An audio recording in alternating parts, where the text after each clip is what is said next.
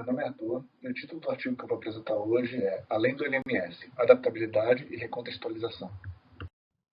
Eu vou começar falando sobre plataformas LMS e suas principais características. A partir daí, eu vou falar sobre alguns padrões de informação que foram desenvolvidos nos últimos anos e que se relacionam diretamente com as plataformas LMS. Depois, vou falar um pouco sobre aprendizado adaptativo orientado e como isso se relaciona com a utilização de plataformas LMS.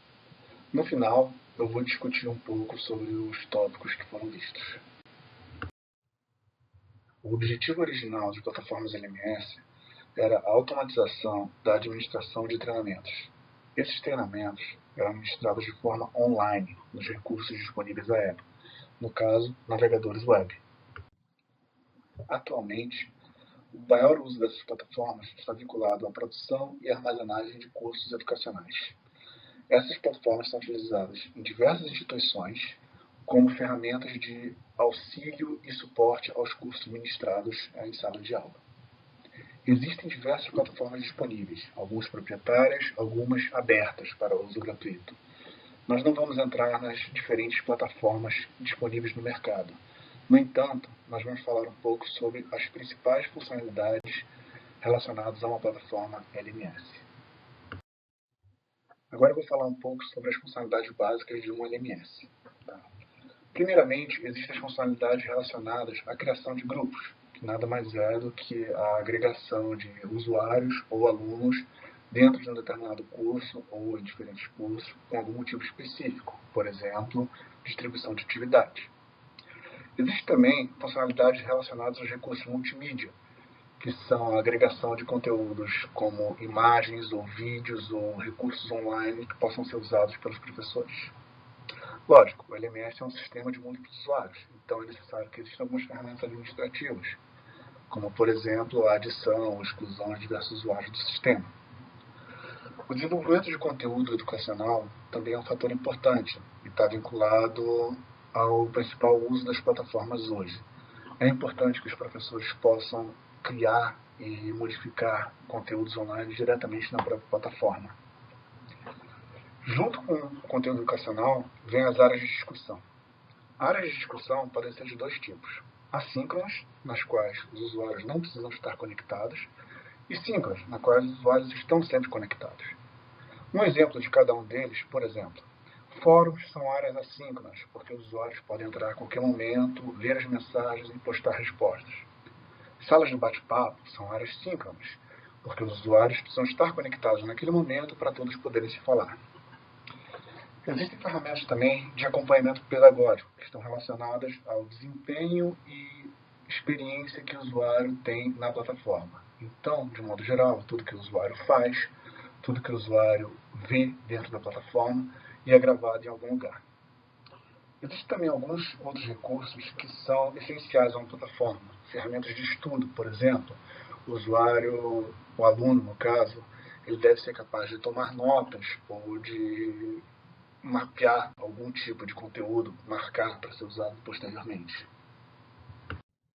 Lógico, todo sistema pode ter alguns padrões vinculados. O LMS não foge disso.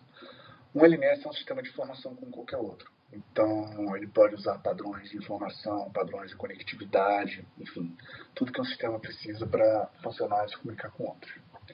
No entanto, a evolução tecnológica e aumento de disponibilidade e conectividade nos últimos anos levou ao desenvolvimento de dois padrões específicos, e nesse caso não relacionados a sistemas de informação, mas ao LMS propriamente dito. Tá? Em particular, esses padrões se relacionam ao desenvolvimento de conteúdo educacional e ao acompanhamento pedagógico que é realizado dentro do LMS. Eu vou falar um pouquinho sobre esses padrões agora. O primeiro desses padrões se chama SCORM, que nada mais é que um modelo padrão para cursos para ser utilizado dentro do LMS. Então, o que ele é? Ele é uma estrutura, um XML, que define o que é um curso dentro de um LMS. E por que ele é importante? Porque ele permite que um curso possa ser criado em um LMS e seja usado em outro. Esse foi o objetivo inicial do seu desenvolvimento. De lá para cá, isso foi em 2001, ele sofreu algumas modificações. Atualmente, ele permite duas coisas muito importantes quando se fala em aprendizado online. O primeiro é a coleta e armazenamento de dados de utilização referentes ao curso, ou seja, tudo que o aluno faz, tudo que o aluno vê naquele curso é gravado diretamente no modelo de curso. Por que isso é importante? Porque agora toda a experiência do aluno pode ser transmitida de um LMS para o outro, juntamente com o próprio curso. A segunda é o sequenciamento granular de atividades. Então, além de você poder incluir as atividades dentro de um curso, você pode dar uma sequência dessas atividades. Isso é muito importante, porque um curso normalmente envolve uma sequência de conteúdos dado numa certa ordem. Se você pode especificar e modelar isso entre sistemas, quer dizer que você pode modelar e padronizar o teu processo de aprendizado de um curso entre dois sistemas diferentes.